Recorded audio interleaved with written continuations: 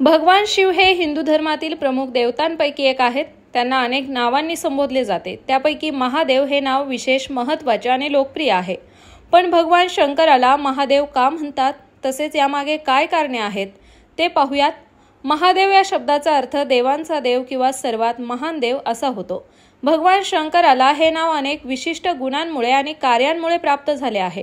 भगवान शिव हे केवळ एक देव नाहीत, तर ते देवांचेही देव मानले जातात। त्रिमूर्तीपैकी ब्रह्मा, विष्णू, महेश ते संहारक मानले जातात, परंतु त्यांचा संहार हा नवीन निर्मितीसाठी असतो।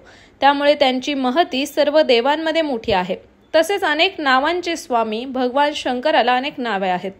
भोलेनाथ, शंकर, नीलकंठ, रुद्र, पशुपतीनाथ आणि असे अनेक। या प्रत्येक नावामागे त्यांची विशिष्ट कथा किंवा गुणधर्म दडलेले आहेत। महादेव हे नाव त्यांच्या सर्वव्यापी आणि सर्वोच्च स्वरूपाला दर्शवते। याशिवाय भगवान शिव हे त्यांच्या भक्तांसाठी अत्यंत कल्याणकारी आणि दयाळू आहेत।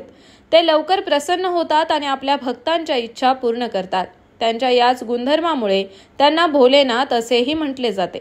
महादेव हे नाव त्यांच्या त्याच कल्याणकारी स्वभावाला अधिक व्यापक अर्थ देते। तसेच भगवान शिव हे केवळ मनुष्य आणि देव यांच्यासाठीच नव्हे, तर भूत, प्रेत आणि निसर्गातील प्रत्येक घटकासाठी आश्रयस्थान आहेत। त्यांचे वैराग्य आणि त्याग यांना सर्वात मोठे आणि महान बनवतो। तांडव नृत्य आणि सृष्टीचा लय। भगवान शिवाचे तांडव नृत्य हे सृष्टीच्या लय आणि बदलाचे प्रतीक आहे।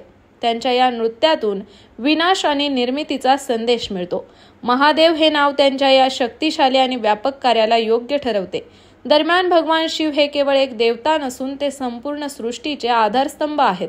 त्यांचे महादेव हे नाव त्यांच्या महानतेची आणि व्यापकतेची साक्ष देते।